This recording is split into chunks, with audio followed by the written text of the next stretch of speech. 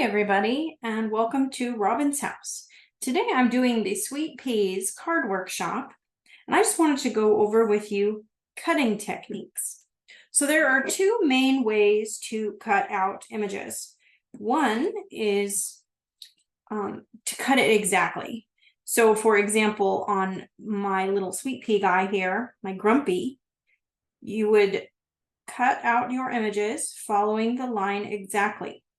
And if I'm going to do this, then cutting out his little feet and his little arms would be ridiculous because they're so small. So what I would generally do is I would cut those off. Just cut them off right now. Cut them, cut them, cut them. Because I'm going to stamp the exact same image on the paper below him that will contain his little feet and his little arms. So you can decide if you want to just glue him directly down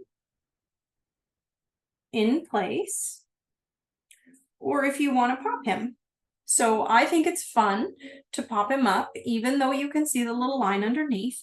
You can obviously also see his little arms and his little legs. So that I love doing techniques like that because it cuts a lot of the time in half of cutting around small things.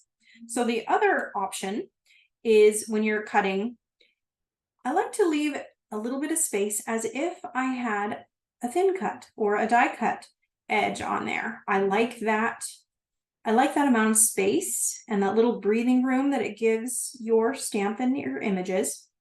And I also like that it makes it a little easier to just kind of round out the little shapes. So you don't have to be quite so exact. And if you're a little thicker or a little thinner in some places, it's not going to matter that much. So that is what I recommend for the others. And it also looks really nice if you're going to pop it. And by popping it, I mean adding some foam squares underneath of the image just to add some dimension to it and get them on a different level than the rest of the card. And you can see that it only took a little minute here to cut these guys out. And you can tell also that I'm driving with my left hand, keeping my right hand pretty straight. That keeps it from getting tired, and you can go a lot longer. So that is my little image, and I would just add some foam squares to that. And you can see it is a different look with different options.